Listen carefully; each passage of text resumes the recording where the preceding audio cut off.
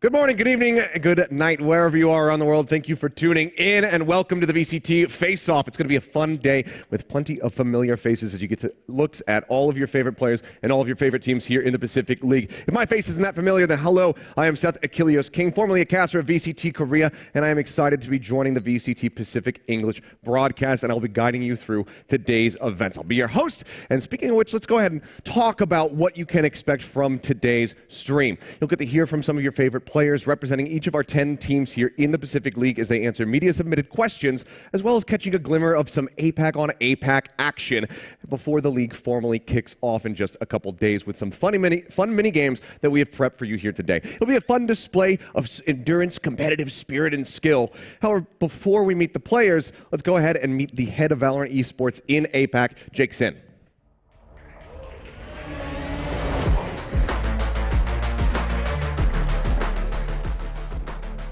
All right, so of course, thank you so much for joining us here today. Jake, do you want to introduce yourself for everybody? Of course. Hello, everyone. Thank you for joining us today. I'm Jake Sin, head of Valorant Esports APAC at Riot Games.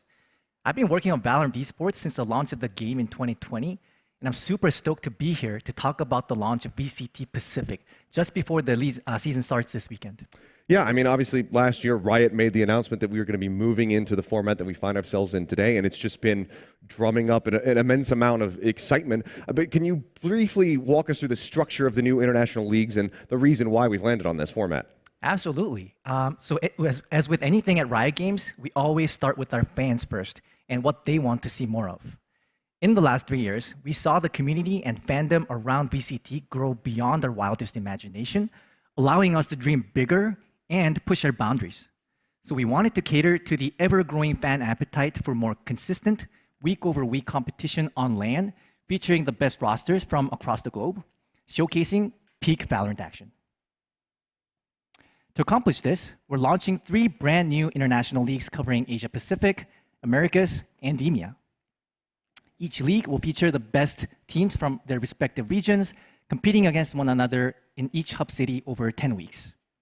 Yeah, I mean, obviously, the international structure, everything that we've seen, it's been really exciting. We had Sao Paulo to kind of get people rallied up, get them a little bit of a taste. But I think that overall, we're going to see an immense raise in the competition for each and every region. And as you go over to those international competitions, what with Tokyo on the horizon, champions at the end of the year, it feels like all of this is just really setting up to raise the bar of competition globally in 2023. Exactly, Seth. And to build this new layer of competition was important to combine powers with the most capable esports organizations in the world, providing them with financial and operational stability in our ecosystem. That's why we've selected 10 teams for VCT Pacific as our long-term partners, and they're just as committed as we are to build the future of the sport together. I mean, since you kind of touched on that, I think that a lot of people would be interested to know, like, what are some of the criteria that you were looking for when selecting these long-term partnership orgs? Yeah, that's a great question. So there are some factors which were considered for all 3 leagues, and some factors which were unique to VCT Pacific. I'll start with the universal ones. Again, it's all about the fans here at Riot. We wanted to work with teams who are exceptional at forging deep connections with the fans through engaging content, a compelling brand, and exciting personalities. Second, we looked for the ability to build world-class teams. At the end of the day, we are a sports league, so we have to be able to showcase the highest level of competition for our fans. The last requirement was a long-term commitment towards sustainability.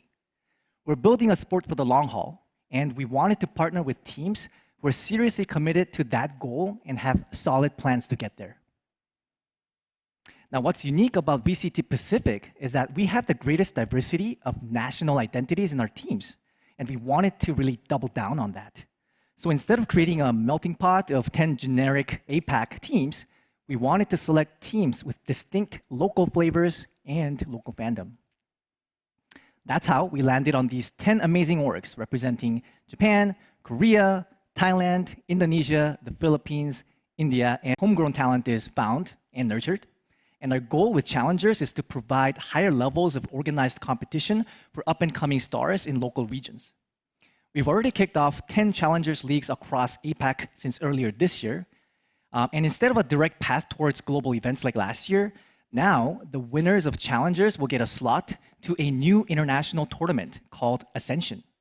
There, they will fight to earn a slot for promotion into the Pacific League. And I think that the excitement already, even though we're quite a ways away from that Ascension tournament, has already been drummed up quite a bit. We're seeing some crazy viewership numbers. Japan's crushing it right now with their own league as well. So I think that everyone's going to have their eyes trained on who is going to be able to make it through that Ascension tournament and end up joining the Pacific League at the end of it all. So we've spoken about how the international leagues raise the competitiveness overall, but what else can we expect to see here in this upgraded VCT that we haven't gone over yet? Yeah, I think we can answer that question in two parts. So for our fans, they'll be able to see their favorite teams play against the best of the best on LAN for weeks on end. Not only that, but they'll also be pampered with a wealth of extra content around their favorite superstars, and they can also now discover new international rivalries, catch all the action on best-in-class broadcast, dare I say, and attend premium in-person events. We're going to be really firing on all cylinders here to over-deliver for our fans. And for our teams, we're going to work closely with them as they invest in developing their pros and growing their fan bases locally and globally. In the long run, we are committed to ensuring our teams can thrive and build their businesses alongside the overall growth of VCT. All right, well, final question. This might be a little bit challenging, but who do you think at the end of the league this year will come out looking like the best player in APAC? Ooh, that's a tough one. Yeah. So many names do come to my mind right now, but I'm gonna put on my Riot hat here and just drop my Korean bias for a second. Oh, hey, good idea. So I've actually got to give it to Jesse Bash from Team Secret, and I'll tell you why. Okay. He's the oldest player in our league, and therefore he's the closest to my age. I see. He's actually as old as my younger brother. So, and watching him play and make those big brain plays, makes me have false hope. Makes you think you can do it as well. I could be somehow good at the game eventually. So, I've got to give it to Jesse Bash. Okay, well, now I do have an actual final question, I guess, and since you're the one bringing it up, what is your rank? In front of all of these pros, what is your rank? Oh, man, I'm embarrassed. Putting me on the spot, man. I'm just hard stuck in Diamond. There you have it. The head of Esports APAC, hard stuck in Diamond. It's okay. I'm right there with you, so we'll have to just do it together. We'll be able to climb, and soon we'll be sitting in their seats, and maybe they can take our positions at some point. But thank you so much, Jake. That's great. In the spirit of competition, our competing VCT Pacific teams will face off against their one-week opponents on this very stage. Before we do that, let's go ahead and give a round of applause for Jake Sin. Thank you so much for joining me on stage. And before we do bring the players up here and have them face off against one another, let's go ahead and roll our format explainer video just in case you're not up to snuff with how Pacific is going to operate. Hello VCT fans, VCT Pacific is finally here. As we launch this new layer to Valorant Esports, we're making some very exciting changes to our 2023 format that will bring our competition and entertainment to a whole new level. Without further ado, let's get into it.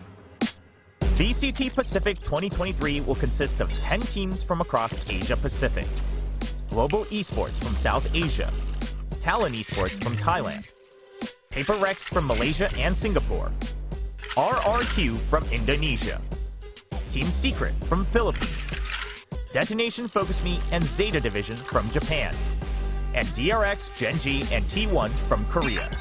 These 10 teams will battle it out to be the very first to lift the VCT Pacific Trophy in Seoul, South Korea. League play will be a best-of-3 single round robin over 8 weeks. From March 25th, VCT Pacific will be live on every Saturday, Sunday, and Monday. League play will be capped off with a Super Week, where we will have 5 consecutive days of matches to finalize the top teams that will advance to the playoffs.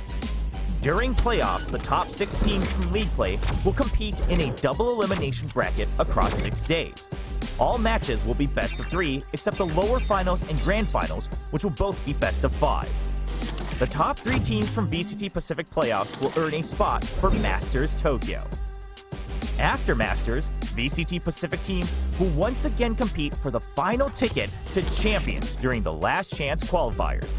The LCQ will give Pacific teams that did not auto-qualify into Champions one last opportunity to make it to the biggest stage in Valorant Esports.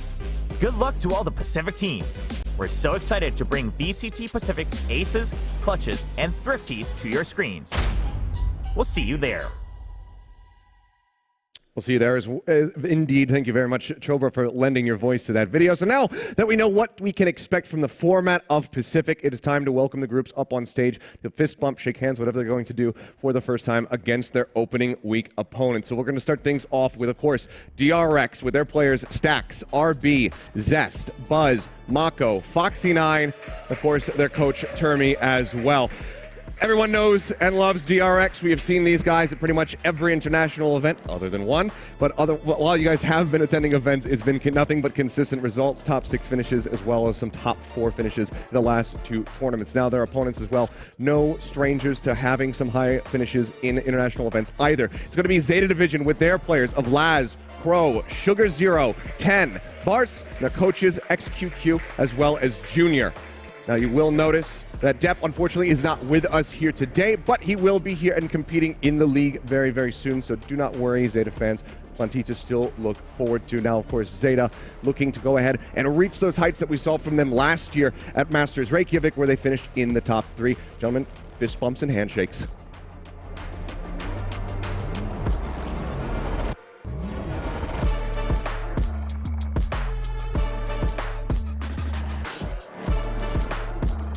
Now that's our first matchup, but we still have plenty more to get through for this opening week. In our second one, we'll be kicking things off with one of the newer faces here in global esports with their new roster. So we'll go ahead and bring up the players that we've got. We've got Aaron, we've got Texture, Bazzi, Ronsky, Monye, and their coaches Eraser, Spin, and Big Time here right now in Korea. Obviously, some of the players are not here with us quite just yet, but again, we will have them very soon, so do not fear. SK Rossi will be here. Hello, India, GE Fighting. And we'll get to see them take to the stage. Now, obviously, global esports, while I mean, everyone's new to this league, but newly here in South Korea, but it is a very familiar face, dominating over in India and consistently making appearances in the VCT APAC scene. They find themselves going up against a powerhouse Korean organization, though, for their first matchup in T1. So we'll go ahead and bring them up now, starting with Zeta, Munchkin, Ban, Saya player, Carpe, Intro, as well as their coaches, Autumn and Stunner. Now, obviously, formerly an organization that was competing in North America, they now find themselves back in APAC for the first time since First Strike in 2020. It's good to see T1 back here on home soil. They've already staked their claim as the first place team in the LCK in League of Legends. Now they're going to be looking to do much the same here in Valorant. We'll have to just wait and see if GE can stand in their way.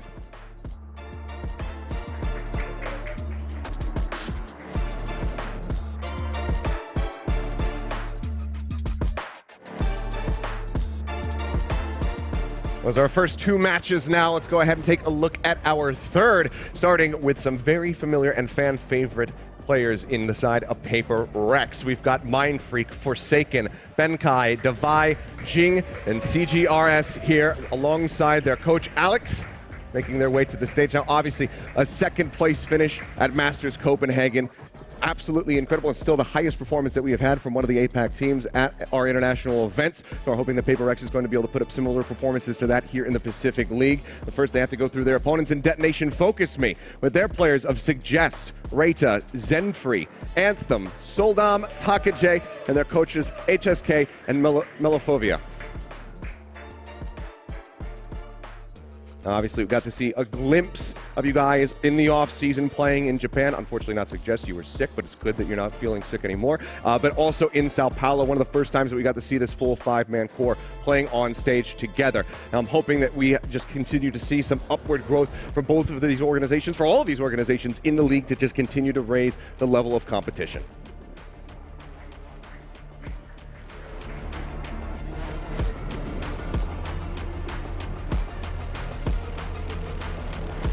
And now getting to our second to last matchup of the opening week, we have a team that kind of took the world by storm and I think captured a lot of fans' hearts over at Lock-In. It is, of course, Talon with their lineup of Cruz, Fox, Sushi Boys, Patty, as well as Garnets, Jit Boys, and Zeus.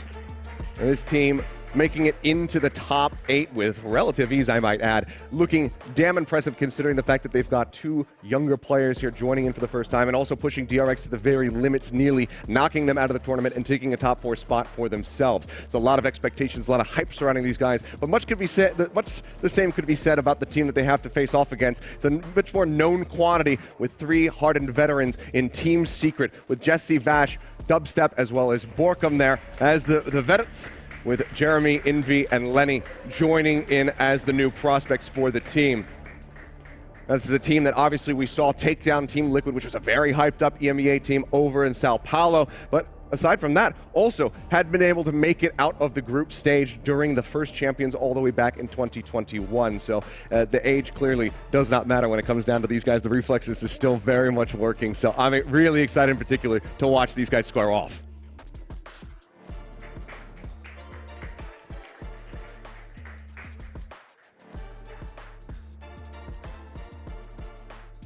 All right, and finally, our last matchup of the opening week is our final Korean representative, a new org here over in Korea in Gen G, new one for Valorant, I should say, with Meteor, King, TS, Eco, Goddead, as well as Sylvan.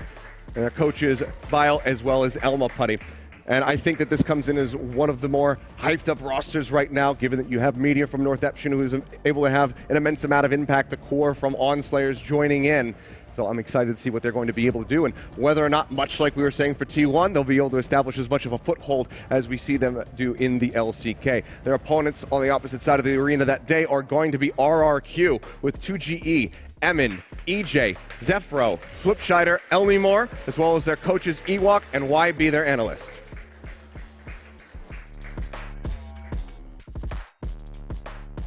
Obviously, we got to see a good little start there for the side of RRQ over in Sao Paulo, but this is, if you do not know, one of the most watched organizations, a huge amount of following over in Indonesia, particularly in mobile esports, where they compete in a numerous amount of titles. So curious to see how the growth is going to go this year and how they're going to be faring here in FPS on PC with Valorant.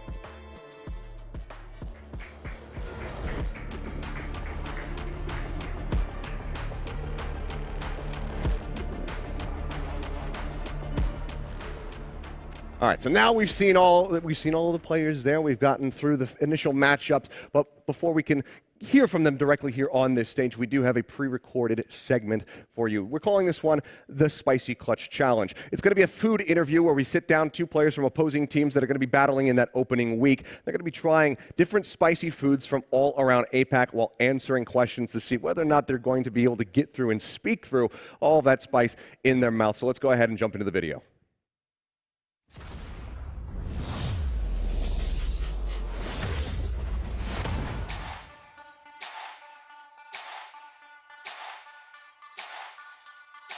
안녕하세요. 어서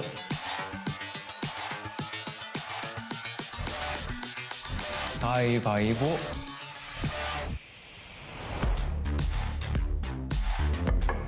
어? I got sushi, man. 이거 너무 쉬운데? 저거 더블.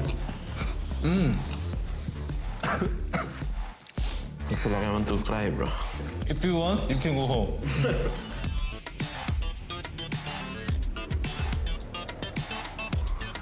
DRX also. They have been like the most consistent team and The #1 rival for us Asian teams, I think.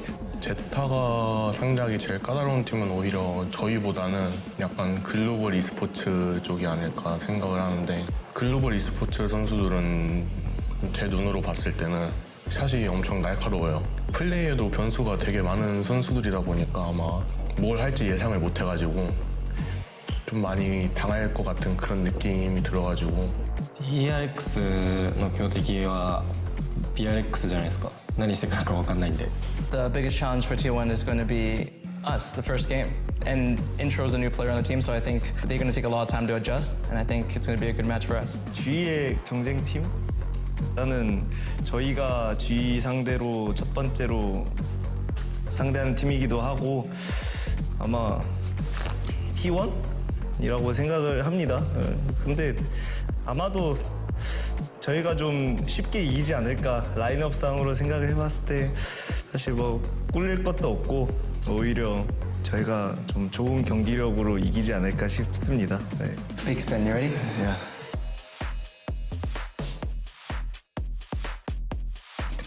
Shrimp? 뭐야?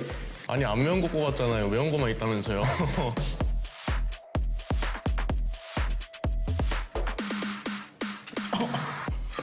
아 운이 너무 좋은데?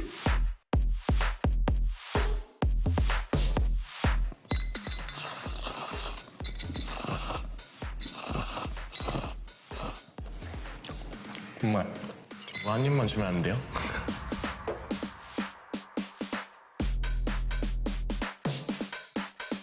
Aside from me and him are the best. I mean, if you are part of something big like this Pacific League, you should have the confidence to say that you are one of the best. I'm having a moment here. PLX のジンコペンハーゲンのスタッツがずば抜けてやばかったんで I have like two in mind right now. It's Marco and Forsaken. Oh, yeah. For Marco, it's because in DRX he has like really big impact. He's always alive, never like dead first, and he clutches a lot, and he just plays every situation out really well. Another one of my pick is Forsaken because I think he's just insane in every agent. Yeah. Jason Susanto. Yes, Jason Susanto. Yeah. It would be Forsaken because I play against him. I feel like he's the most talented in Pacific. He has sharp aim and his game sense is really good. I think RB right now, his agent pick pool, I think is massive. He can play every single role. And I think his neon is really good. I think it's textbook neon. 저희 팀에 있다 생각해요. 저희 팀에 아직 꺼내지 않은 카드가 있죠. 이제 폭시9 정재성 선수가 있는데 사실 퍼시픽 리그 하기 전에 락인 대회가 있었는데 락인에서 폭시9 선수가 정재성 선수가 저희가 없던 이제 폭발적인 이제 에임도 가지고 있고 센스도 가지고 있기 때문에 좀 많이 기대해 주셔도 되는데 퍼시픽 리그에서 날아다닐 수도 있다고 생각을 해요. I'd say Intro is a player that I've watched a lot when we were picking up players as well, and I see no reason why his career shouldn't be good. After we destroy them, of course. Oh, what did you get? Looks like sushi or something. I don't know. I actually don't like kimbap. What the hell is that? 이거는 좀 아닌 것 같아요. 음식 맞아요?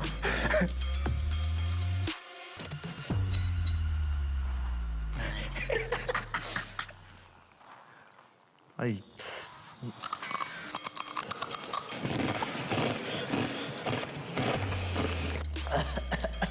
Oh shit. You have to finish it. 어, It's a rule, yeah.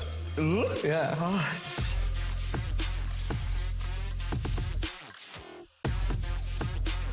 I think the toughest lesson is learning how to like cope with losses because fans and everyone have really high expectations of your team or like yourself. I think the toughest lesson for me is that hard work doesn't always pay off. A lot of esports players, they work really hard, spend countless hours like reviewing VODs and stuff, and you don't always get to win. 今までなんかちょっと別のゲームのプロ結構やってたんですけど全然練習時間それと比べたらバロラントの方がそれが疲れるし大変だなって感じます最近だと6回負けてからは12時間ぐらいはみんなで何かしらやってますオンラインでやってるんで、結構やってます No matter what you do, how good you are at it, there's gotta be someone that doesn't like you. Maybe they don't like my face, my hair or something, you know? So I learned to not respond to them at all. It applies to everything in life. 발로란트가 제 인생에서 시작한 첫 프로를 시작한 게임이긴 해요. 그러다 보니까 그 처음 배우는 분도 굉장히 중요했는데 저한테는 첫 감독님이 저한테 해주셨던 말이 열심히 안 할 거면은 때려쳐라. 그 감독님이 해주셨던 말 덕분인지 지금 이 자리까지 오게 된 것 같기도 하고 약간 그런 마인드 계속 갖고 쭉 이어나갈 것 같아요. When you like practice for the whole series, like example, RRQ practice like 2-3 months before login, then in the event we don't show how our practice looks like, then it's like our 3 months wasted just by one BO3 and that's it. I just take it as my experience. Be careful. 너무 약한 모습 보여주는데 지금 이제 시작이라고 말씀드리고 싶네요. I would not say you're old, but in Champions 2021, people been doubting your team. An old team, how can you compete with a youngsters, you know? And I don't believe that because people tend to believe that the younger player has a better aim, you know? Like a fast reflex or something. But I believe that the older you get, the smarter you get.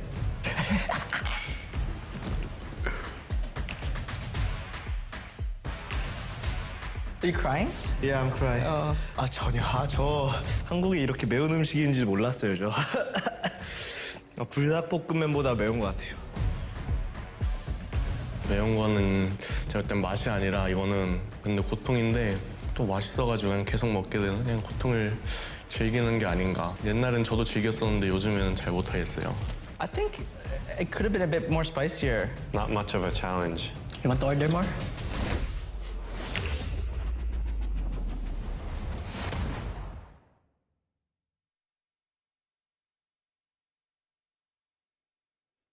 And there you have it. I love the budding friendship there between Patty and Jesse Fresh. So just sitting down, sharing food with each other. And I think that overall we need to raise the spicy tolerance here for a lot of our players. It looks like Aaron and Zedford, they're set, but the rest of them, they need to work on that stuff because if you're going to be living here, there's quite a many good dishes that are a bit spicy. So we'll have to work on that in the off time. But for now, let's go ahead and finally bring the players up on stage and get to hear from them. So we'll have our first 5 representatives coming up now to answer some media submitted questions. There's the words I was looking for. We have Zenfree from DFM. We've got Stacks from DRX, TS from Gen G, Ban from T1, as well as Laz from Zeta Division.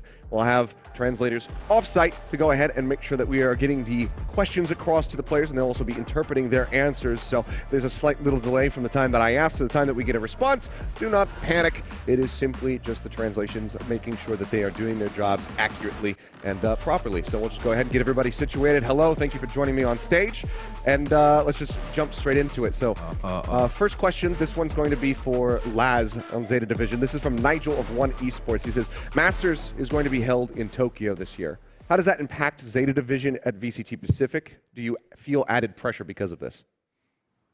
e スポーツのナイジェルさんからの質問です。次のマスターズは東京で開催されますが、VCT パシフィックでのゼータにどのような影響があると思いますか？プレッシャーなど感じますか？まあそうですね、基本的にあんまり影響ないとは思ってます。開催地がどこであれ自分たちがやることは変わらないので、ただまあ日本で、せっかく世界大会を開いてくれて、日本チームが出るか出ないかっていうの結構大事だと思ってるので、もし負けたらとか考えたら確かにちょっとプレッシャーにはなるかもしれないですね。Yes, but I don't think it wouldn't affect us that much because it doesn't really matter where we play the game. But Masters being in Japan is very important for us, and I think Japanese team being there is also important. So I might feel a little pressured. Hopefully, don't let that get to you. I think it's a good mindset to be in, saying, it doesn't matter where we play. We're just going to give it our all. This one's going to go over for Stacks here from Dan of KJC Esports. After your incredible performance at VCT Lock-In, what do you think could have been improved now in hindsight looking back at it? And will we see those improvements implemented already as the Pacific League starts? VCT 럭인에서 뛰어난 성적을 보여주셨습니다. 이제 앞을 바라보시며 팀의 어떤 부분이 더 개선되어야 한다고 생각하시나요? 그리고 그 향상된 부분을 VCT 퍼시픽 리그에서 기대할 수 있을까요? 그냥 개인 기량을 더 연습해야 될 것 같다고 생각을 했고요. 그리고 딱히 뭐 생각드는 건 없고 브라질에서 엄청 많이 연습을 해가지고 그거 그대로 퍼시픽에서 보여주면 될 것 같아요. I think what we need to improve on is more based on our individual skills. We learned a lot in Brazil, and I think I'm confident that we can show you these improvements in VCT Pacific. We'll have to just wait and see. Next one is for TS here, Gen G, coming from Ganesh of Strafe.com. He asks, what can we expect from the Tiger Nation this year, and where do you rank yourselves currently? 젠지라는 팀으로부터 시청자들이 어떤 모습을 기대하면 될지, 그리고 다른 팀들과 비교했을 때 현재 젠지의 경쟁력은 어느 정도라고 생각하시는지 궁금합니다. 새로운 선수가 들어온 만큼 피지컬적으로 엄청 올라왔다고 생각하고 경쟁력은 일단 저희는 무조건 순위권 안에 든다고 생각합니다. after signing our new players, I think our mechanical prowess has definitely increased. And in terms of where we think we rank among the Pacific teams, I think we're definitely among the top tier teams. Okay, time will tell. We'll have to just wait and see. Next one here for Zenfree. This is going to be from Ardash of Sportskita asking, how much do you think that you guys have improved since VCT lock-in? Obviously, we only got to see a single match from you guys, and how confident are you in facing one of the best teams in the Pacific League for your opening match?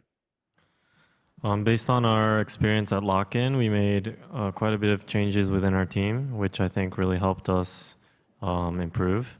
And regarding our opponent, I think that we have a good shot since they don't have any information about us as of now.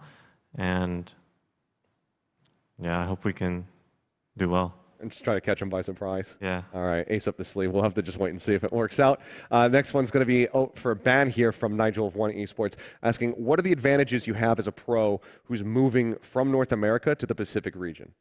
I think more than individual, on a team level, I think in North America when we were scrimming, we practiced a lot on fundamentals. And after we came to Pacific, we practiced more into our strats and more in detail. All right. Next one, we're going to go back over to Laz now. This is from Abhipsito of Sportskita. Apologies if I butcher the ever-loving hell out of your name, but hopefully I got it right. They ask, DRX was the most successful Asian team at the Valorant lock-in. How confident do you feel going up against them in your opening match? スポーツキーダーのアブヒプシトさんからの質問です。VCT ロックインで一番の成功を収めたアジアのチームは DRX でした。初戦で対戦するにあたって自信のほどはいかがでしょうか？そうですね、まあ、ロックインに限らず DRX が、素晴らしいチームっていうのは、皆さんご存知の通りですごくタフなゲームになるとは思ってますが、試合をするにあたって自分たちに何て言うんだろう、自信を持ってプレーすることには変わりありません。It's not just lock-in. We all know that DRX isn't an amazing team. It will be a tough game, but going into the match, we should play confidently. I can imagine if you manage to take them down right off the rip, that's going to be a really good sign for being able to make it to Tokyo. So we'll have to just wait and see what happens. Now, for TS, this is from Ganesh of Strafe.com, saying your team gave Loud a very hard time in your matchup over at Lock-in, but eventually you did lose that match, and it was the opening game, so we didn't get to see more of Gen G. Can you break down a little bit, what you think might have gone wrong in that match? 젠지는 라우드가 힘든 경기를 펼치도록 좋은 모습을 보여줬지만 결국 패배했는데 어떤 부분들이 잘 안 됐는지 설명해 주실 수 있을까요? 가장 큰 문제는 커뮤니케이션이 잘 안 됐다는 게 제일 큰 문제점이었고 그 다음에는 개인 기량이 부족하지 않았나 생각하고 있습니다. I think the biggest problem was the breakdown in our communication. I don't think our communication went very well. And aside from that, I think we just lacked individual skill. Okay, hopefully something rectified. Now, I already talked to Laz kind of about this topic, so Stax will now come to you. This is a question from Sarakshi of AFK Gaming, saying you're taking on Zeta Division in the opening match of the, not just for you, but for the whole league. What do you think are some of the strengths that Zeta Division has, some things that you need to be worried about? DRX는 VCT Pacific 리그 개막전에서 제타 디비전을 상대하십니다. 스택스 선수는 제타 디비전의 강점이 무엇이 있다고 생각하시나요? 일단 제타 디비전이 5명 저희랑 똑같이 이제 멤버가 안 바뀐 팀 중에 한 명이라고 저는 생각을 하는데 그게 좀 강점이 될 것 같기도 하고 그리고 저는 일본에서는 제타가 좀 굉장히 세다라고 생각하기 때문에 그게 조금 많이 무섭네요. I think Zeta Division's strengths are their players. They kept the same roster at just like us. They have a familiar roster, so their teamwork is already great. They are a proven team from Japan, and the players are all individually talented. Good answer. Now, this one I think a lot of people are waiting to kind of get an answer from. So this one's going over to Ban. This is from Ardash of Sportskita, asking, Carpe is still a relatively new professional Valorant player. How much do you think he's improved since joining T1 in terms of adjusting to the team structure as well as expanding his agent pool? In my opinion, the amount of improvements that he's had over the past couple months, it's pretty crazy. I think as the time passes, he'll improve more, and he's expanding his agent pool more. So it'll be good to look at. All right, it was already good to look at when we were over in Sao Paulo. So, I mean, if it's continued to go from there, I think it's going to be very damn good to see. Zenfree, this one's coming to you here from Ren of Esports World, saying all Japanese fans are looking forward to seeing a Japanese team appearing at Masters Tokyo. are you enthusiastic about that prospect? Does it really drive you to want to do better so that you can perform in front of that crowd? Yes, of course. This is the best moment, I think, for us Japanese players to give back to the Valorant community back in Japan, giving back to the fans. So I'm really hoping that we can qualify and show them, show ourselves at the event. All right. Back over to TS. This is from Hwanli of Valorant Asia asking, how do you feel the player base in Korea is right now, given that the game has just been seeing this increase in popularity as of late? 한국에서 발로란트의 인기가 상승하고 있는 현 시점에서 한국의 선수층을 어떻게 평가하시나요? 아시아 쪽에서 한국 선수들을 많이 사용하고 있는 걸 보면 저희 선수층은 매우 유망주가 많다고 생각합니다. 네. Given that a lot of teams in Asia have signed Korean players, I think that Korea has a lot of talented up-and-coming players. All right, we'll have to see if some of those younger talents that are right now grinding on the ladder will be able to make it their way in, especially once we have the Premier Leagues and everything come out. So we'll see who manages to come up from the ashes. But back over to Laz, this is from Sakutaro of GameSpark, saying, in your opinion, what are some of the things, I guess some of the qualities that a team needs in order to qualify for Masters Tokyo? ゲームスパークの作太郎さんからの質問です。マスターズ東京への参加資格を得るためにチームに必要なものとは何だと思いますか？ラズさんのご意見をお聞かせください。はい、そうですね。去年の、経験も踏まえて自分たちの壁になっていたものを取り除くために、チーム内で大きな変更があったので、特に今もこれ以上に何かを変えなきゃいけないみたいなのはないですね。みんな今まで通り集中して取り組んでくれればきっと勝てるようになると思ってます。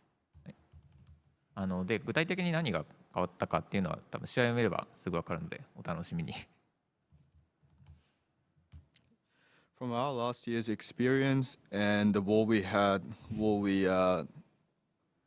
experienced, the walls we had to overcome, we made a lot of changes within the team. And then with these changes, if we just focus as a team and then practice more, and I think we don't have to make any more changes from here. For the details of the changes we've made within the team, just watch our match and then you'll see. So stay tuned in. All right. Back over to Ban now. This is from Kunal of esportstoday.com.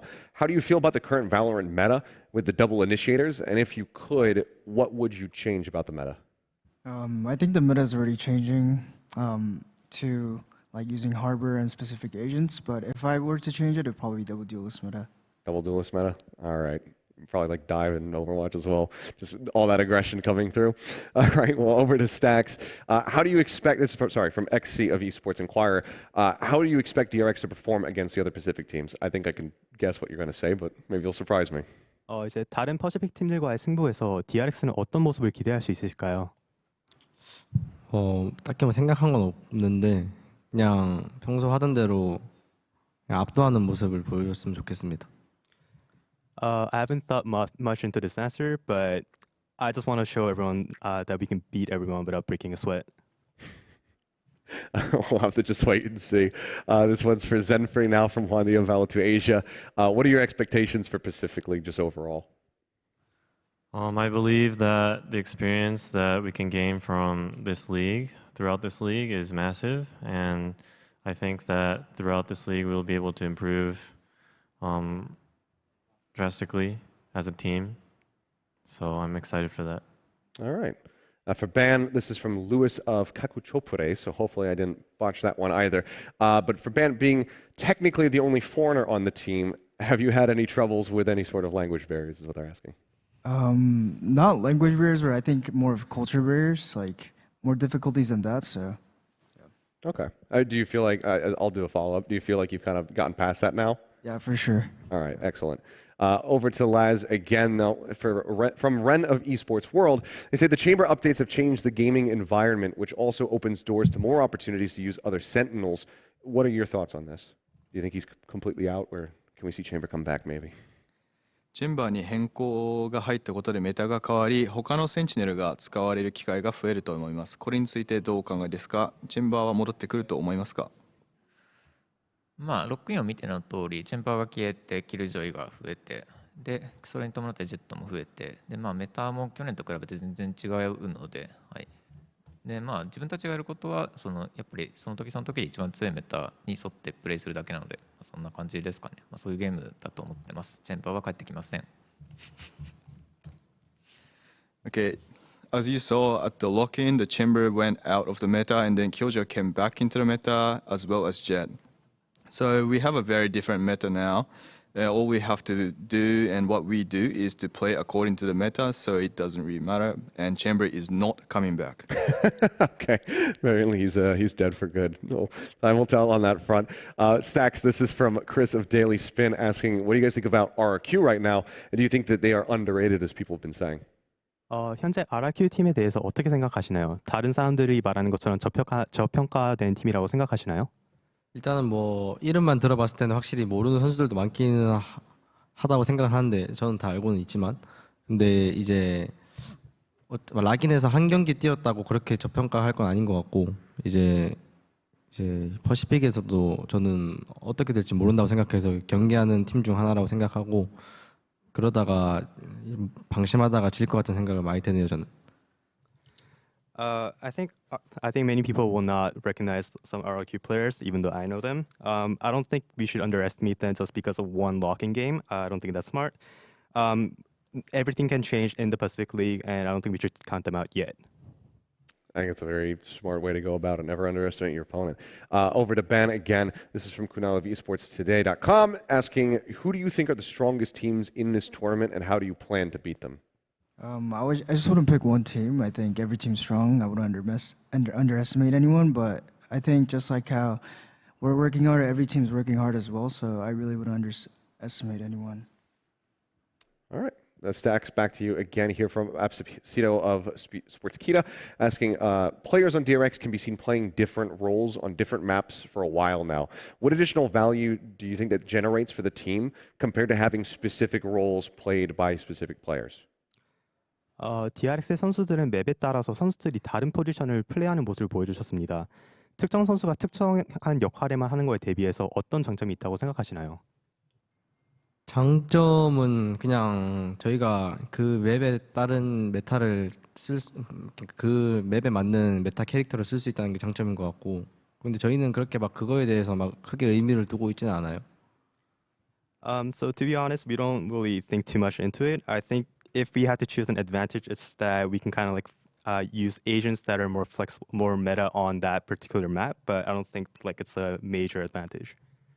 All right. Well, I think that's going to wrap it up for us here, guys. So thank you so much, arigato kamsahamnida, for your answers. And we're going to get ready to move on because we have another fun segment getting ready to take off. This one is going to be a 1v1 challenge that we've called 1v1 me, bro. So it's going to be done live here by players in the studio. And this will see players from different teams pitting against each other in a gauntlet-style battle to see who comes out on top. But before we do that, because already this is a fairly unique experience. We have a press conference here. But one of the other things that we have that's unique in Pacific is that we have our own damn song. So let's go ahead and give it a listen if you haven't heard it already. It's by Don Diablo and Minnie from G-Idol. This is Making Waves.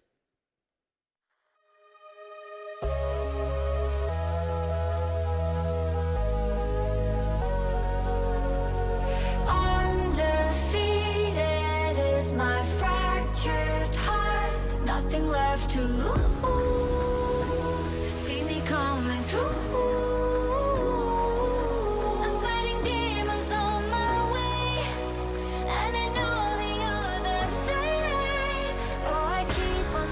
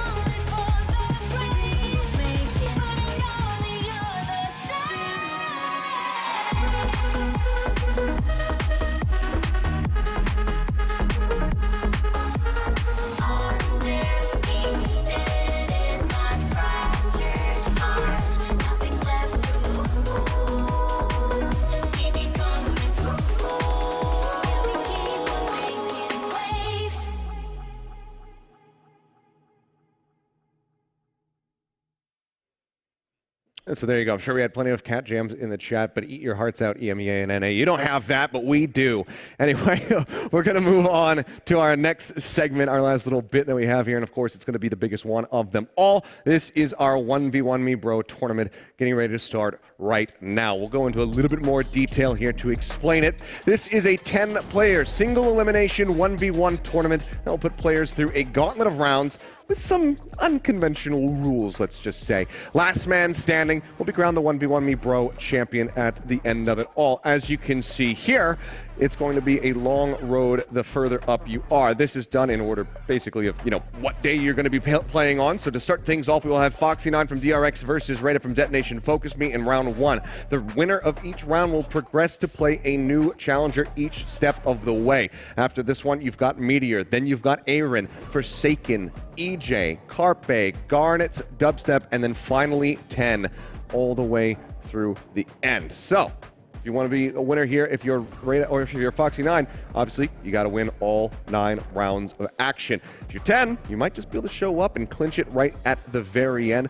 That's just the way that it goes. Now, earlier I did mention that we have some unconventional rules, and I think that 1v1 tournaments in and of themselves in Valorant already a little bit unique, but we've gone ahead and made it a little bit even more unique. Starting things off here, we're going to have our first round called Close Combat. Now, what this means is that we are going to be seeing both of these players playing Jet. They're only allowed to use their knives, and they are only allowed to use their mobility skills. Blade Storm, as well as the Cloudburst, are off the table, but Tailwind and Updraft, they have them, and they also have an infinite quantity of them. They'll be playing within the Haven C site. They cannot leave those confines, otherwise they will be disqualified. And of course, it is a best of 3. So first one to find 2 kills will be the player moving on, and they are ready to go. So I'll go ahead and give them a quick countdown. We'll jump into the game and see who's going to be able to come out on top. Foxy9 versus Rada here for the first round. 3, 2, 1, and go!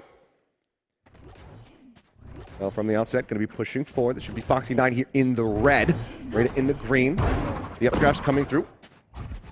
Closes the gap, gets right up against him.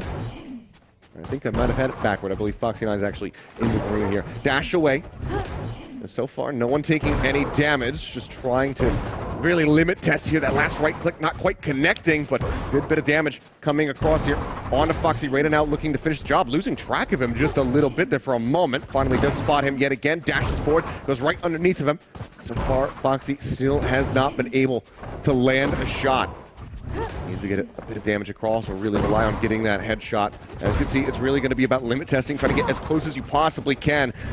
Go ahead and land that right click before dashing out as quickly as you possibly can. So it's just going to be a lot of hold W, hold S with the dash. Hold W, hold S with the dash. Oh, going for the 360 there for a brief little moment, but in the end, Foxy will be able to go ahead and take him down. So that's first blood going his way. We'll get things reset and they will go again, but now Foxy just needs one more round win to be able to advance forward into the next one and take on Meteor. Rada now needs to pull off this reverse sweep if he wants to shut down the young prodigy. We'll have to just wait and see if he's going to be able to do it. So we've got our admins on stage taking care of things to get them back into position, get them ready to go, and as soon as they are, I'll give the countdown. We will have battle commence, and then we will be able to see if this is going to go the distance and go all the way to a third round. They're ready to go, so let's go ahead and count it down. 3, 2, 1, go! Once more, starting with that updraft over top of the box. Chipping away at him, just trying to work his way through, I should say. Looking for the tag, and looks like he's found it. So already putting some good damage down once again. And oh, goes ahead and cleans it right up. So we will be tied up, in fact, going the distance to a third. So once again, we'll get the reset coming through. And I'll tell you what, we have done some practice rounds of this one, and Foxy9's been able to make some decent runs during rehearsal, but this is probably the closest he's been to going down, especially in the first round. So this would definitely be a new experience if it does occur. So I'm excited to see if it's going to happen. It'd be a big win here for the side of Rada. So we'll see what happens as the admins make their way off the stage, and we should be ready to get into this final round to see who's going to be advancing forward to play against Meteor in the next one. They are ready to go, so let's go ahead and start this and see who's going to walk away victorious. 3, 2, 1, go. Once more we go. And oh boy, just landing right on top of each other. Foxy9 takes advantage of that. Does get some early damage across. Just waiting to see if she can find an opening. Get on top of him and finish the job. Landing close enough, but there's the headshot at the very end. And Foxy will be able to take it. Always getting pushed to the limits, but he's able to get the victory there in the end. So a good effort here from the side of Rada. So come ahead and join me over here for a quick little interview. Of course, we have the translator standing by. I just want to know, obviously, a close game. Unfortunately, couldn't win. But was it fun? このミニゲームは難しかったんですが、とても楽しかったです。フォクシー9選手が上手でした。次の試合も頑張ってほしいです。감사합니다. Very well done. Great pronunciation there. This game was quite difficult, but I had a lot of fun. He played very well. Good luck. Thank you so much. Arigato. You can go ahead and step off the side of the stage, and then we'll get ready to go into our next round. But first, we'll go ahead and take a look at the standings, just to remind you guys who is up ahead here now for Foxy 9 as he gets ready to go in. We have a new challenger making their way over to the stage, and that, of course, is going to be Gen G's Meteors. So a very big showdown here of Jet v Jet. Overall, but that's not the mode that we're going to be playing anymore. Like I said, we've got some unconventional rule sets, so they're not going to be playing the knives only Jet. In fact, they will be shifting over to our next one. For this one, we're going to be testing the player's reaction, the reaction time, as well as their aim. And if you like Western films, if you like a good old showdown at sunset, I think you'll like this one, because this is called Gunslinger. They're going to be playing Gecko, but that's not really of any note, because there's no util that's able to be used in this one. It's just a sheriff in their hands. The players are going to be lined up. They're going to have their knives out over on Haven A long, and as I give the countdown, they will draw, and the first player to go ahead and get the kill is the one that wins the round. Yet again, this is going to be a best of 3 format. So let's go ahead and jump straight into it so you guys can see it in action. Players on my cue, 3, 2, 1, go. Shots coming across, and whoo, I mean, Foxy turning around saying, all right. Interesting. So first blood does end up coming across rather quickly. So some nice shots being found. So we'll have to just go ahead and get that reset and get back into it and see if we can go ahead and tie things up or if it's going to be a clean 2-0 win. I will say, during the rehearsals, pretty much every game that we did ended up going the maximum distance. So we could be here for a little while, but that's fine because the third game mode in particular, I think, is going to be extra fun. But for now, we'll go ahead and see the second round here of Gunslinger. 3, 2, 1, go. How are you doing, guys? And me. Some clean shots coming up. Nice little thumbs up there from Meteor. But yeah, brutal stuff here. As we'll just have to go ahead and get things slotted around. But Foxy 9, unfortunately, we saw you do really well in the rehearsal. You were able to make really deep runs. You go out here against Meteor. You have anything to say? Have you been having fun at this event? 리허설에서 좀 많이 오래 연습을 오래 갔는데 이번엔 좀 일찍 떨어졌는데 미티어 선수에게 할 말 있으신가요? 일단 제가 너무 긴장했고요. 이제 태호 형도 이제 잘해가지고 잘 싸가지고 이제 졌다 생각하고 리허설 때는 뭐 다들 숙소나 이제 집 빨리 가고 싶은 마음으로 급하게 그냥 저한테 졌다 생각하고 더 노력하고 이제 긴장 안 하겠습니다. 다음에 또 이런 기회가 있다면 감사합니다. Well, to begin, I was quite nervous, and I have to say, Meteor is also very good. During rehearsals, everyone would just play kind of like lighthearted. We just wanted to like finish it, wrap it all up, and I'll do much better next time around. All right. Well, we at least got our first experience of Foxy 9 playing, on a stage here as a part of the Pacific League, but I'm sure we'll be seeing plenty more of that moving forward. Again, we'll take a look at the standings here in just a brief moment to see where we lie, as we do have Meteor moving forward against Aaron, who is going to be the next challenger. So Aaron representing Global Esports here on the stage to see whether or not he's going to be able to take down the young prodigy in Meteor, as we do get ready to move into a different game mode once more. This one's going to be a bit more of a classic deathmatch style, but with abilities. All abilities, including the ultimates, are going to be available. It's going to be a mirror matchup. We're calling it Top Combatant. As you can see, there is a pool of 6 different agents that can be played. Both players will be playing the same agent. Both of them will be given the same weapon. So a lot of times it's going to come down to how they utilize the util, utilize the ultimates to be able to get the advantage. Additionally, they're going to be stuck within the confines of mid on Haven. If they go out of mid, if they go out of B, and they can also play in B, but if they leave those confines, we're just going to DQ them real quick. This is a best of 5. Let's go ahead and start the first round. 3, 2, 1, go. As you can see, it's going to be neons. So can see those overdrives coming in. Relay bolts also available on either side. First ult is going to get popped. As the fast lane comes across, zapping him down, and down to 7 HP, but still managing to find the kill. So nice clean pickup here. Let's see. Aaron, you going to be able to close this out? All right, he says yes. So, yeah, falling asleep? Wonderful. Well, you better wake up because you lose the next one, you're going to be at match point. You might be going home after that one. So we'll see what agent they're going to be playing going into the next one. But for now, you're looking good with that start. But again, this is going to be rotating as we go through potentially all 5 games. We'll be seeing them play on mirrored matchups of different agents. We'll see what they end up landing on if they get thrown a curveball here by the admins. And we'll go ahead and get ready to jump into it. I'll go ahead and count this down. I didn't even mean to make the curveball pun, but here we are with the Phoenix. 3, 2, 1, and go.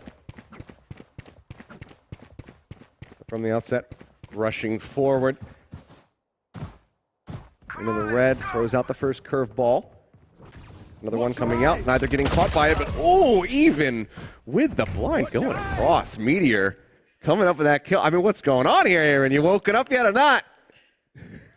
All right. Well, that is now going to be Meteor finding himself at match point, being able to take this down and would help him advance forward. So Aaron is going to have to pull off a reverse sweep, something that, aside from game change, still hasn't happened in the VCT. So we'll see if he can do it here. I don't think it quite gets the same credit or carries the same prestige, but we'll still give it to him if he can pull it off. So we'll see what he's going to be playing next and whether or not it's going to be comfortable enough to take down Meteor, who right now is firing on all cylinders. So we should be jumping into that one in just a brief little moment here and see if this is just going to be a clean sweep or if we get a little bit of an extended play from both of these guys. So the game is ready. Let's go ahead and jump into this one, see if Meteor closes it out. 3, 2, 1, go! And this time it is going to be Gecko. So we have the whole slew of util that is available. Obviously, the biggest thing to be concerned about is going to be that Thrash. Both players are going to be rocking Judges. And as you can see, Thrash is going to be coming out wingman from the opposite side, but it's quickly dealt with there from the side of Aaron. Now has his own Thrash available. Trying to play around the corners as much as humanly possible. Does not get that connection.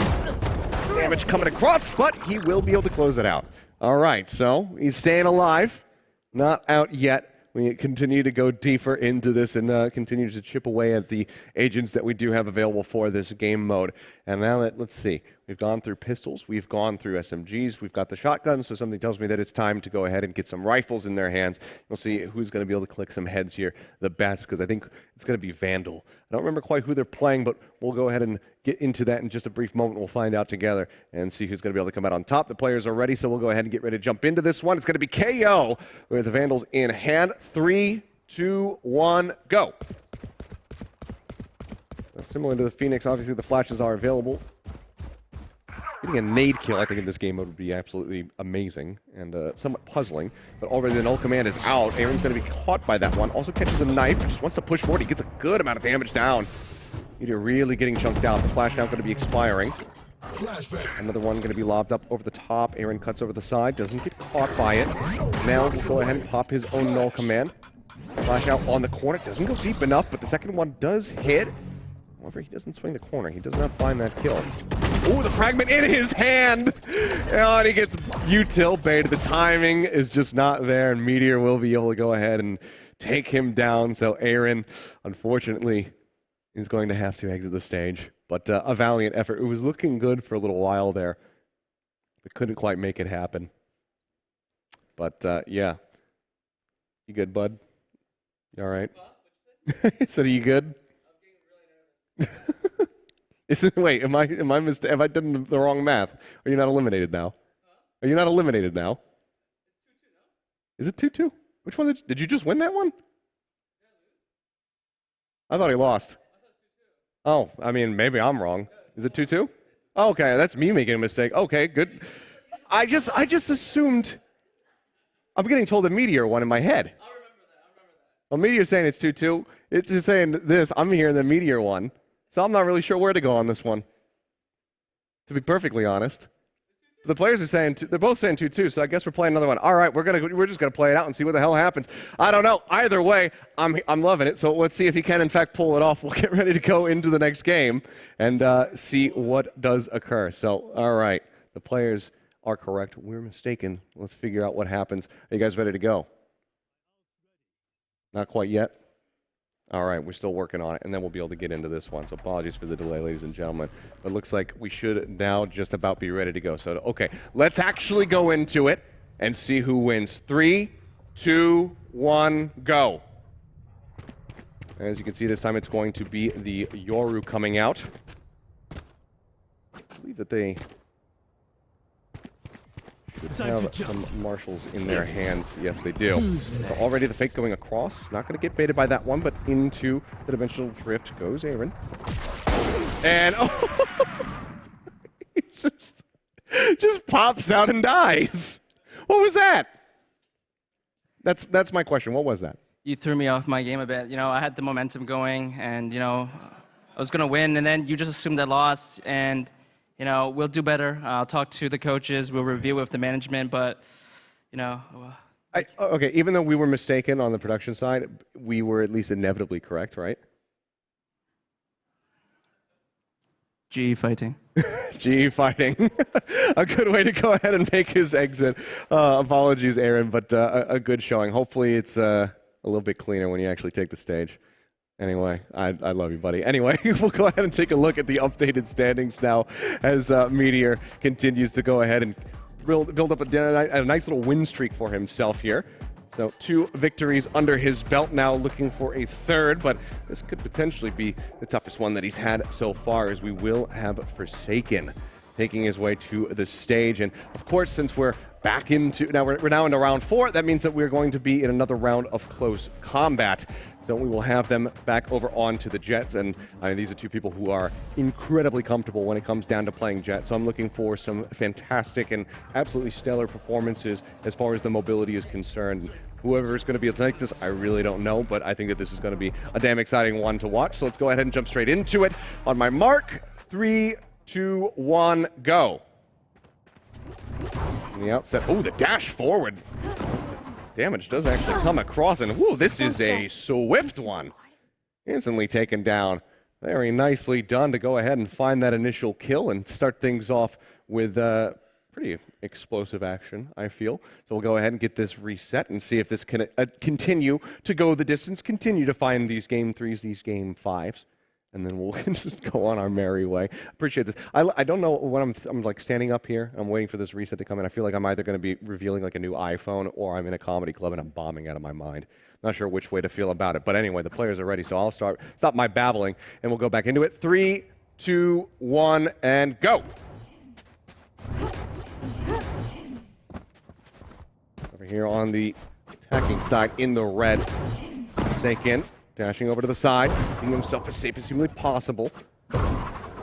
Damage not connecting just yet, and there's a big right-click exchange, however, on both sides. 178, 5 HP, and cleanup kill does end up coming through there in the end.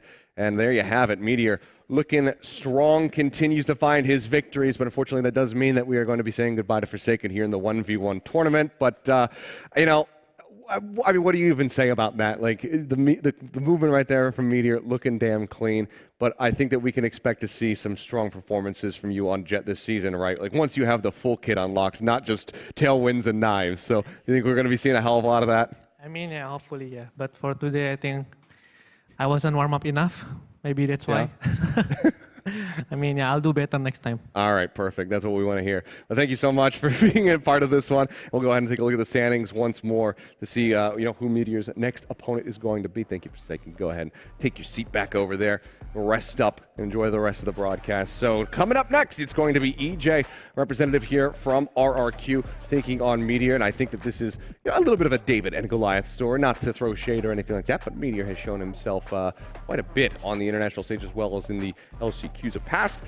So he's going to be looking to really shut this one down. EJ coming in as a newer player. This would be a really big, I think, moment for him to just be able to go ahead and take him out. Because once again, we're going to be moving into the gunslinger round. So sheriffs are going to be back in hands. It's going to be that best of 3.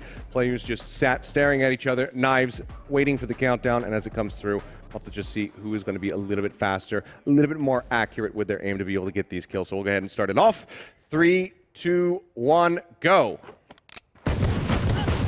Looking for the lineup, and the kill does come across. And already, First blood. So I like these because they're really snappy. They're really quick. Jet 1, you get a little bit too floaty, too many dashes coming across. It does slow things down a little bit. But with the Gunslinger, it's all about speed and precision. So we can just go ahead and bang right through this and see who is going to be the victors. So already a first kill coming through. Let's see if it's going to be a 2-0 closeout or if we will be able to continue to go the distance with a 2-1 score. Perhaps at the end, perhaps with EJ being able to bounce back and be able to close this one out. So time will tell. As we get ready to jump back into this one, players should be getting readied up here as the admins exit the stage, and then we should be able to get underway, and we're going to do that right now. So I'll go ahead and give the cue. Players, 3, 2, 1, go. All right, and that will tie it up at 1-1. So Meteor now finding the second kill, brings it all the way to 3. And this one's for all the marbles. EJ, will he be able to take down Meteor, or will Meteor continue on his reign of terror, which I think this would give him, 4 consecutive wins in a row. So we'll have to just wait and see what's going to happen here. But one last reset for them. And after this round, one of the players is going to be saying goodbye. And one of them will be moving forward. Don't remember who the next opponent is either, so we'll take a look at the standings after that. But the players are ready, so let's go ahead and get into the last round of this game. 3, 2, 1, go. And as the headshot comes across, that is going to be Meteor continuing onward. Unfortunately, EJ will have to say goodbye, but it was a damn good effort, really good start, and great opening round. But I mean, more of a general question rather than about this tournament here in particular. How have you been enjoying Korea so far? Is it your first time here, and if so, what do you think of it? It's good because it's Korea. It's good because it's Korea. That should be their tourism slogan. They get people to come here. It's good because it's Korea. We'll go ahead and we'll put you on a billboard. 감사합니다. Kamsahamnida. There you go. That's that practice coming to fruition. Well, thank you, EJ. We'll go ahead and take a look now at the standings once again and see who's coming up next, because we do have, of course, another challenger, as Meteor is the one running the gauntlet at the moment. And as you can see, it's going to be Carpe from T1. So Carpe, I mean, as far as his legacy goes in FPS, somebody very much known for his accuracy. We saw it on display at Sao Paulo for the lock-in event as well. And now he's going to be going head-to-head here against a Meteor. See if he's going to be able to stop this streak in its tracks and start one of his own. So we'll find out. This is, again, going to be the top combatant, so we will have those mirrored agents as well as weapons. They're going to be starting on the Neon once more. 3, 2, 1, go. I got spiked. From the outset, Carpe sprinting forward on that attacking side. He's going over to mid. The first relay bolt's going to start flying. He's got the overdrive out, and he is going to be able to find that kill rather quickly. So nice start there in this best of 5 as Carpe takes him down.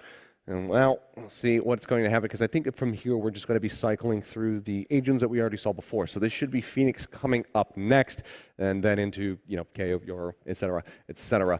So we'll have to just wait and see, if Meteor is going to be able to bounce back from this one. Did look strong in this first one, but so far stumbling just a little bit. The players are ready. We'll go ahead and get into the second round. It is going to be the Phoenix, and this also should be them on the Spectre. So 3, 2, 1, go. Of them rushing forward once more.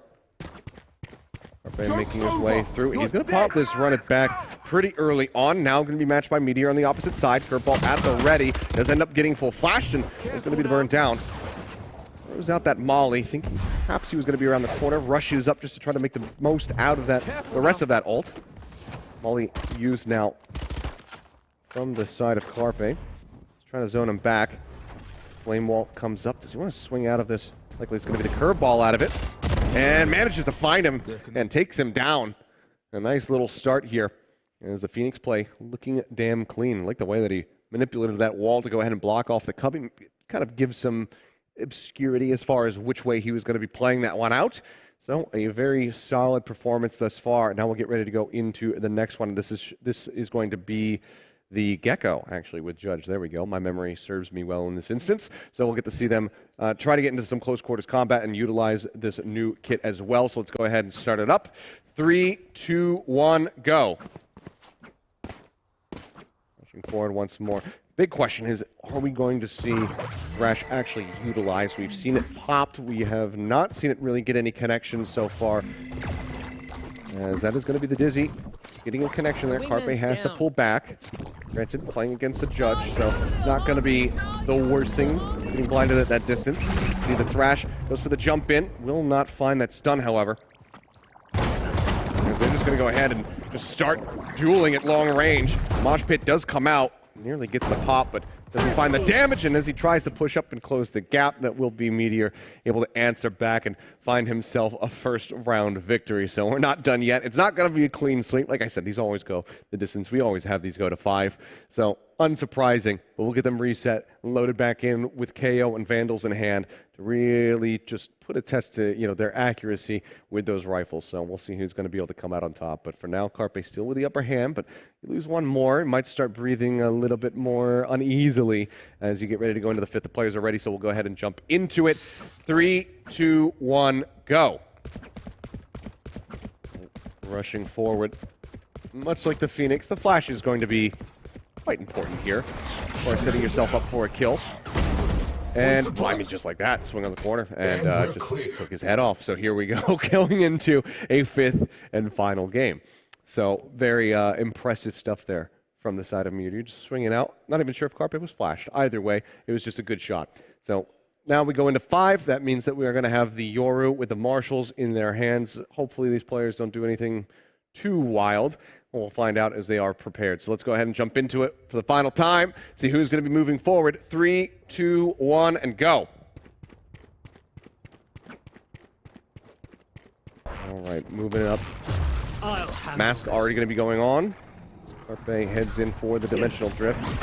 Spots him out, throws a flash from behind. I think he might have thought that was fake, and oh boy, as he swings on the corner, will end up getting taken down. So it looks a little bit scary there for Meteor, but he manages to pull off the reverse sweep in the end. So that means that we'll get to hear from Carpe here a little bit, but fortunately it also means that he will not be able to become our 1v1 MeBro champion here today. So Meteor's reign of terror, his warpath will continue. And I'll get Carpe to join me here for a brief little interview once he can get the in-ear in his ear. Continue? Okay. So, I mean, you've spent a good amount of time as of late over in North America. I just want to know, how does it feel being back in Korea yet again? 미국에서 오랫동안 시간을 지냈는데 오랜만에 한국에 오니까 어떤가요?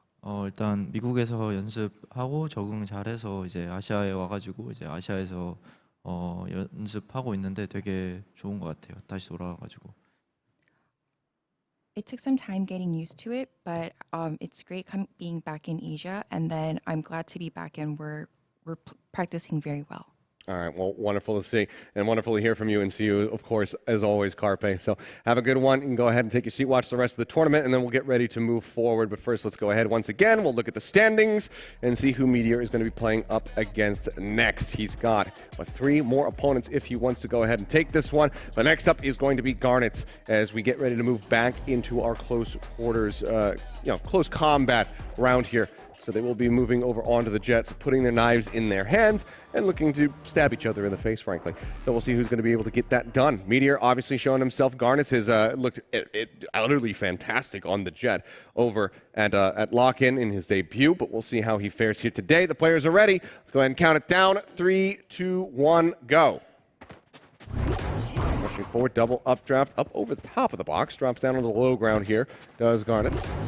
Looks to go ahead and match him up here onto the high ground. And, unfortunately, will end up getting clipped. So Meteor finds that first kill yet again. And a scary position to be in because right now Meteor's looking pretty damn good. So Garnet's going to have to run it back, try to pick up a round here, tie things up. You don't want to be in that reverse sweep situation. Granted, we did just see Meteor do it. But, I mean, going up against the guy who's able to achieve it, you don't want to be put in a reverse sweep situation yourself. So now he needs to dig deep, make sure that he can get this win under his belt to carry this one forward and be able to close things out and get one step closer to becoming a champion in his own right here of this tournament. So pressure now on Garnets. We'll see what he's able to get done as we get ready to go into the second round, which ought to be ready here in just a brief little moment so we can keep the action flowing for you guys. So for now, you're just stuck with me, babbling on about absolutely nothing. So welcome to my TED Talk, welcome to my podcast, whatever you want to call it, because I have the stage, so I can do kind of whatever I want, which is great. So we'll see, though, if they're ready to go. But I hope, I'll hold that thought actually for a little bit later, because now we're suddenly ready to go. So we'll jump into it. 3, 2, 1, go. All ready. Dash up over the top, just taking the high ground. is Meteor, looking to maintain this. Drops down, goes for that quick right click. Doesn't manage to get it to land. Dashing back, just keeping some distance here. Goes in, tries to get that stab across. Far. Damage not being found by either side. Okay, that's going to be an exchange here. Both of them chunked down now, 75 HP. Looking for that second right click to go ahead and finish the job. Here, just really trying to kite back, keep himself safe. Also getting this kill so close of both of these players. Haven't been able to make it happen quite just yet. Tries to get that hit in. Narrowly avoiding it. Oh, goes for the rush, and there is going to be the kill coming through. So Meteor taken down. Garnets finds himself around. We'll go once more. Let's see who is going to be victorious in this one. So we'll see what is going to happen here as we get ready to go into that last round. So Meteor maybe finally getting taken down, finally getting upset. I mean, it's been a long streak from, like I said, only 3 more wins if you can get there, counting this one. So we'll see who's going to be able to do it. But we'll get ready to go back into this next one, and we'll see who's going to come out on top. Of course, attacking side Spawn is Garnets.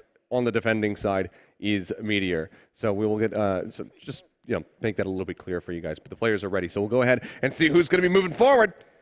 3, 2, 1, go. You can see fast updraft tailwind up on top of the box there from Garnets.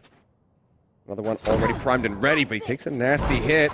Meteor finding that connection. Just needs one more to make it happen. You see him pursuing forward. Tag in though. Both of them down to 75. Meteor trying to keep track of him. Almost gets the hit with that follow-up right click, but can't quite finish him off. Draft over the top. Garnet's trying to play elusively here. Meteor just dash away, but oof. Gets in underneath of him and finds the snipe, and Meteor will continue to move on, finds yet another round win for himself, and just needs 2 more to become the champion. But for now, we'll go ahead and we'll get Garnet set up, and then we'll get to hear from you. It's all right. Just cram it into your ear, and it'll be fine. As long as you can hear the translation. Good? Okay. I mean, similar question. I think that, I just want to know, like, how's it been so far, coming to Korea, and how excited are you about being a part of this specifically? Because obviously, not too long ago, you were considered a rookie, didn't have that many games under your belt. You go to Sao Paulo, and now you're here in one of the major leagues. How does that feel?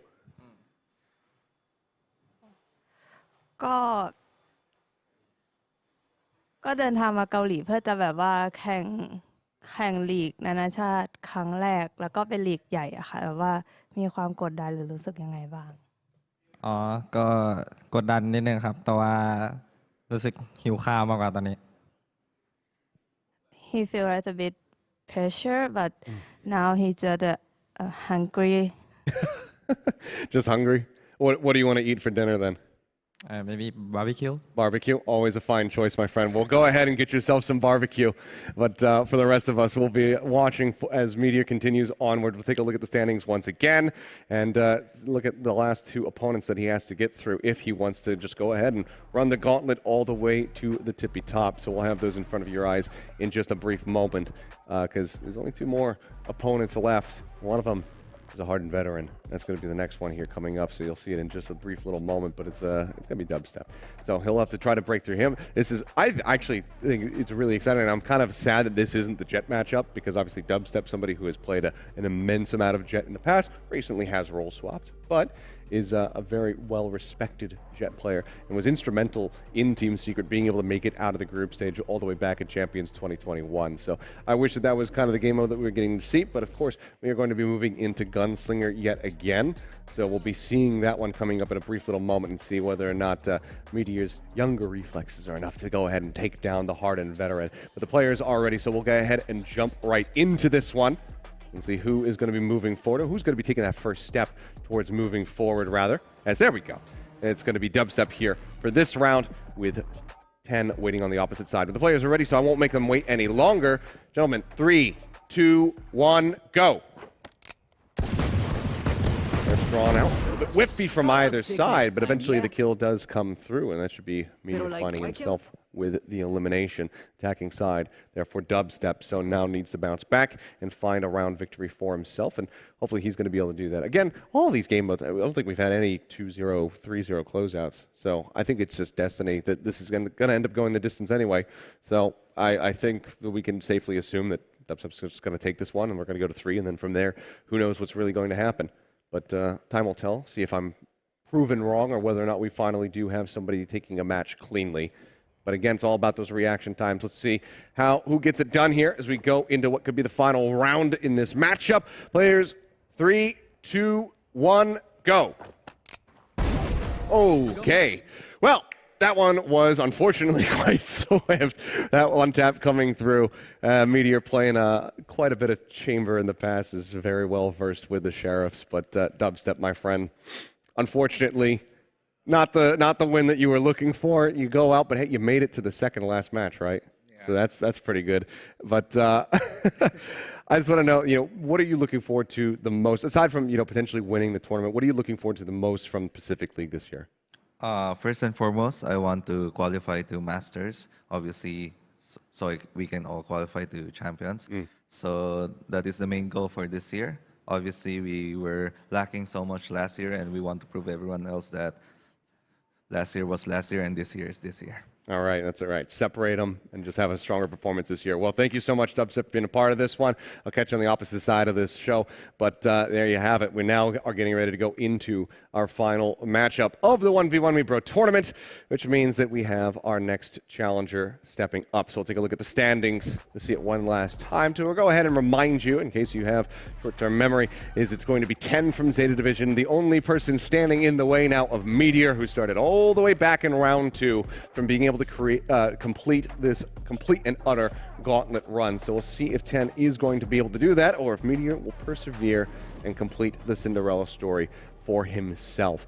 Obviously, last round, which means that we are going to be going back into some mirrored matchups as far as the agents and weapons are concerned. They're ready to get things started, so I won't delay them anymore. 3, 2, 1, go. Once again, this will be Meteor on the defending side of the map, 10 on the attack. As the overdrive comes across, and Meteor going to be taken down. I mean, he was able to get the reverse sweep last time he was playing in this game mode, so not necessarily the biggest cause of concern, but 10 with a very strong start, just beaming him down. So that's now Neon out of the way. We'll see how the Phoenix fares. That one's been particularly rough around the edges from Meteor here, so we'll see if 10 is going to be able to also pick up that second round victory and start things off with a nice, significant lead and potentially shut down this whole thing. I mean, he got the lucky draw being the last player in this tournament to have to play, and he might just be able to go ahead, win one best of 5, and become the champion. We'll find out if he can get one step closer as they are already. We'll go back into it now with the Phoenixes in hand. 3, 2, 1, go. See how they decide to play this one out.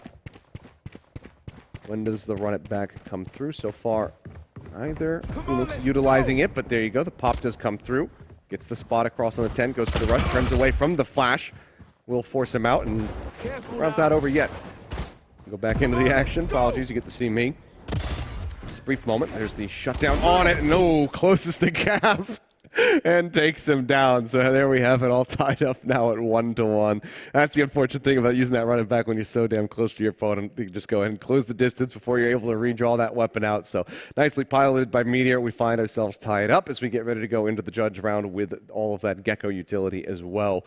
So this is that point where somebody's going to be moving forward. Somebody's going to be taking this one to match point. And, for Meteor, if he's able to get this, that's going to be tournament point. They're ready, so we'll go into it once again. 3, 2, 1, go.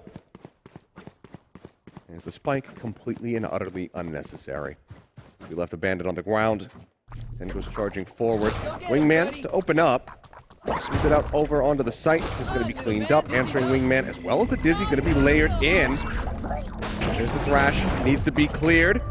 Does he actually get the connection? Oh, he does. And now can just go ahead and push forward. The mosh pit is there. The Dizzy around the corner. But as he swings in, he delayed way too much, and Meteor is actually able to get out of the detain and then close it. That's not how I thought that round was going to be going at all. Okay. Color me surprised as we now find a 2-1 lead here for Meteor, just somehow playing around that. I guess the days from the wingman helping to buy some extra time for himself to be able to, stay in that one. But either way, definitely not what I thought. We finally got a connection from that Thrash ultimate, and it didn't result in a kill. So surprising moves coming across. But now we go into what could very well be the last round of this tournament if Meteor is able to take it down. We've got the Chaos, we've got the Vandals. We'll go ahead and jump into this one. 3, 2, 1, go. And see what happens, or if 10 is going to be able to answer back. And take this all the way to 5. Knives out on either side, looking for those suppresses. Flash in quite deep. Does he necessarily read that he's behind the box? Yes, he does. And he snaps on for the headshot. Fantastically done. And that means that Meteor will be our winner. Before we get to that and chat with him, we'll go ahead and we'll chat with 10 for just a little bit here. You came in at the very end. You had to sit back and watch everybody else play. But did you have fun once you finally got up here on stage?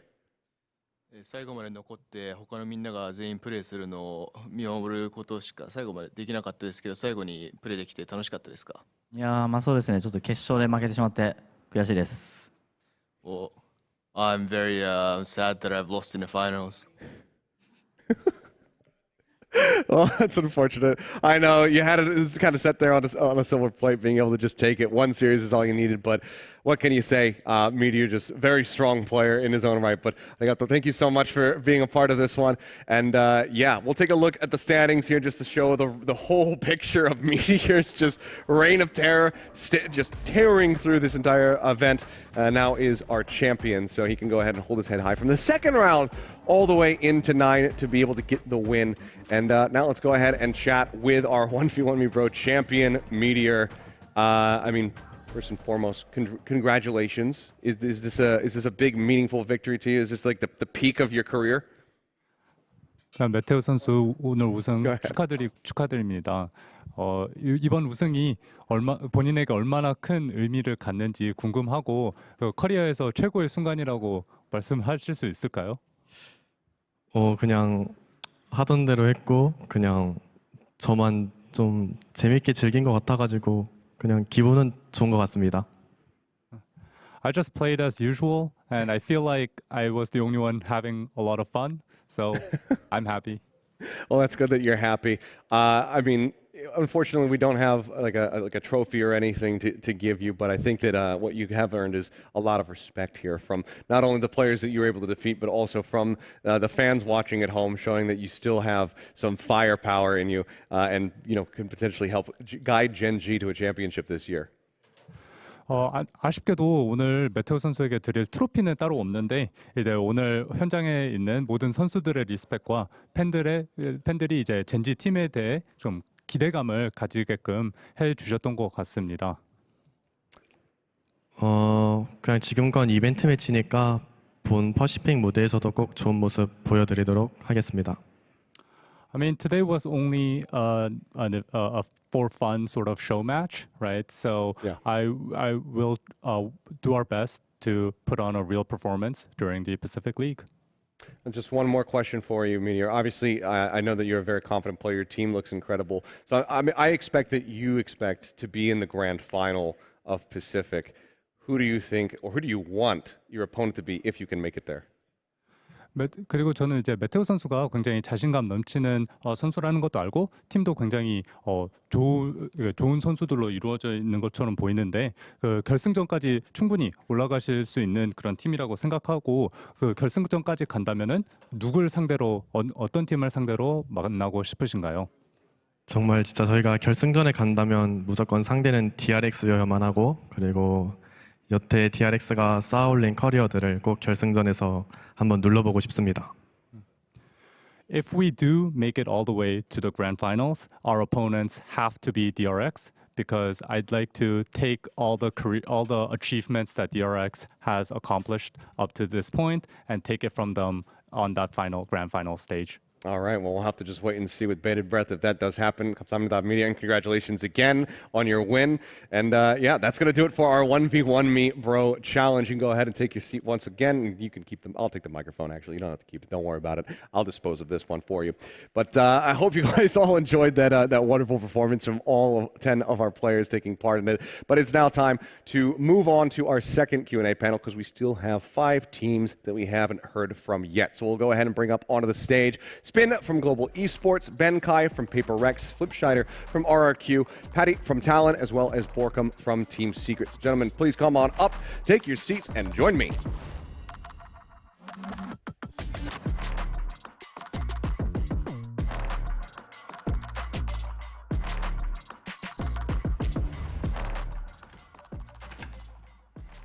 All righty, everyone nice and settled, comfy in your seats, your secret lab chairs. Shout out to Secret Labs. All right, well, we'll start off with a question for Ben Kai here. This comes from Dan of KJC Esports. Just asking, what are your expectations for VCT Pacific? I was going to say that we've been practicing really hard and we're going to expect great games from us, at least as a team. But after watching Forsaken lose that 1v1, I don't know what to say anymore.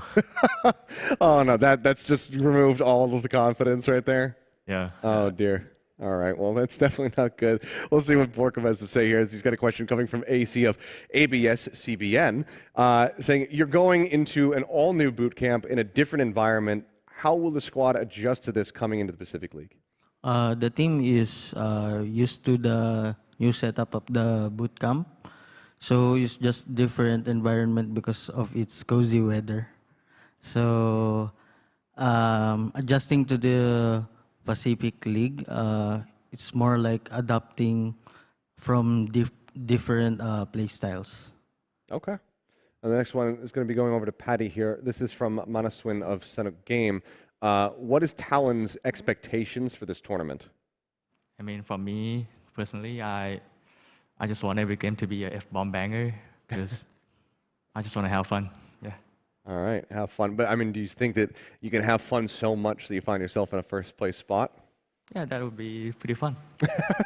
All right, this is all about the fun. I like it.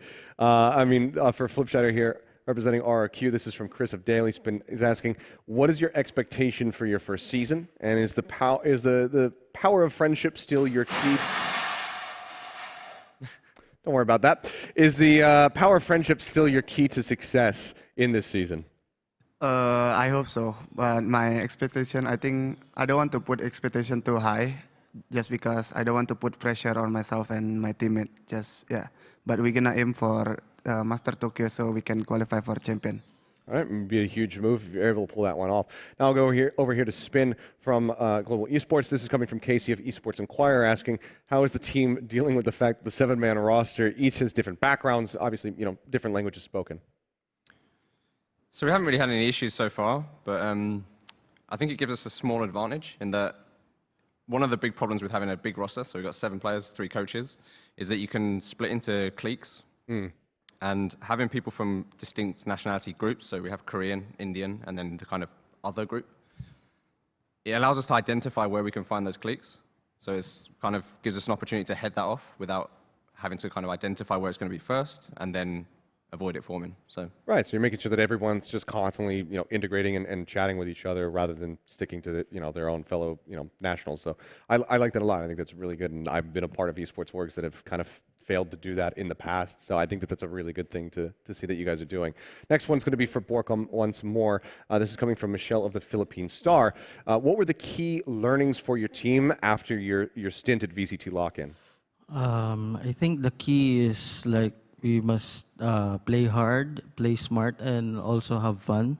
Because facing Nabi, I think everyone in the team didn't show the A game that we want. So we gotta live with it, and we learn a lot from it. Okay, that's good to hear. Now over to Ben Kai once again. This is from Justin of GamePal. with the addition of the new agent Gecko, who is a very unique and quite possibly OP playstyle, as they're saying, are you excited or worried for the future of Valorant as more agents with unique kits get released? Do you think that agents like Gecko could inspire teams to come up with creative strategies, or could it potentially make imbalanced matchups? I wouldn't call Gecko OP as of right now, because I feel like what teams need to do is just shoot the utility that's coming at you. Fair enough. But in terms of whether it worries me or not, I think in terms of new agents coming out and whatnot, the only thing that worries me is in terms of how easy it is for a new viewer to understand Valorant as more agents come out, because like more abilities and sometimes you get confused and whatnot.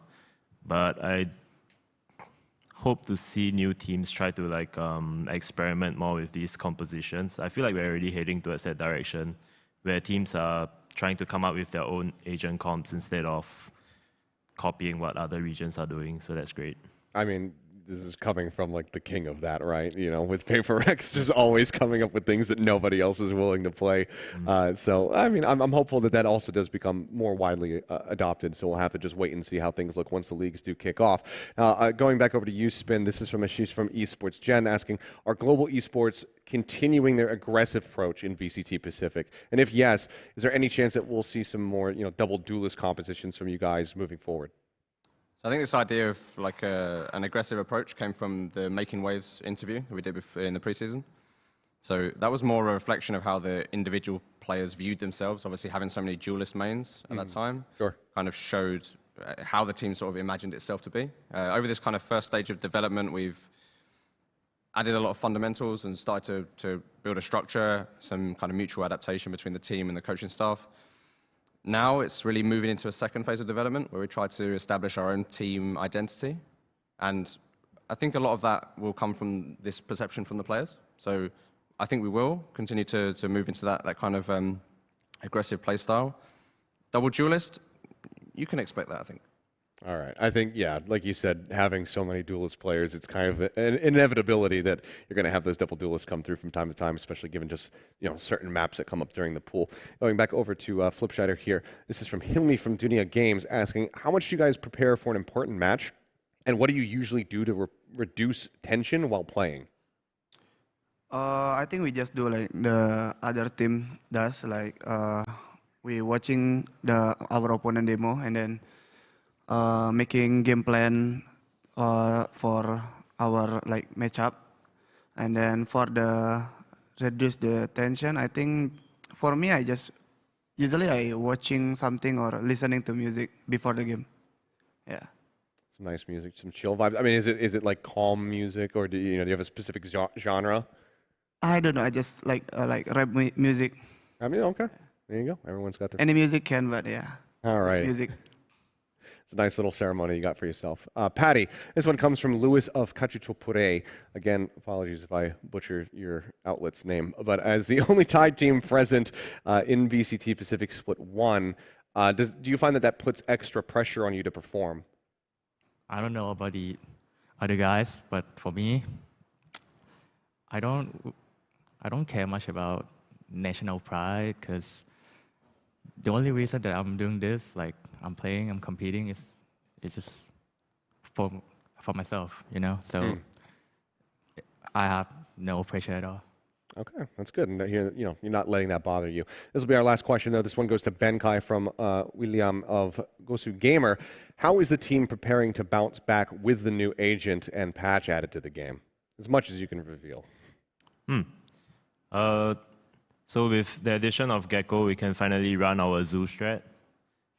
Our Zoo agent comp, which is basically Gecko, Sky, Sova, Fade, and Killjoy. So it's just a bunch of like little minions running around. So that's why we call it the Zoo. So we've been trying that in practice, and it's been going pretty well. Okay. I mean, I imagine if you've been practicing it, some of these guys might be able to speak to whether or not it's going well, but I won't fraud them for any more inside information. But I think that alone, what you've just spoken, is going to ruin so many people's ranked games. Because we're like, guys, Benkai told us about this. We got to try this out in our matches later. And it's just going to be absolutely miserable for teams that have no synergy. But that's going to be it for our QA. So thank you guys so much for joining me here on the stage and for giving us insight into the teams and how you're anticipating to do this year. And I wish all of you the best of luck in your performances. But that is going to do it. That's going to wrap things up for us here with the face-off event. But thank you all for tuning in. I hope this has made you guys even more excited for the kickoff of VCT Pacific, which is only 3 days away. So be sure to tune into our opening day. We've got DRX taking on Zeta Division. We've got we've got Global Esports, taking on T1. Hello India, GE fighting, of course. The action is going to start at 6 p.m. Korean Standard Time on March 25th on Twitch, YouTube, as well as Facebook. So mark your calendars, set your alarms, whatever you got to do to make sure you're awake for those games. Myself and the rest of the English casting team are looking so very much forward to seeing you all very soon. But until then, good night, good evening, good morning, whatever it may be where you are. We'll catch you very soon.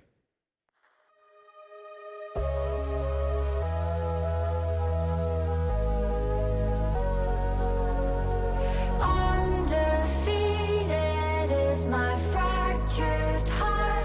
Nothing left to lose. See me coming through. I'm fighting demons on my way, and I know the other side. Oh, I keep on making waves. I dream of making waves.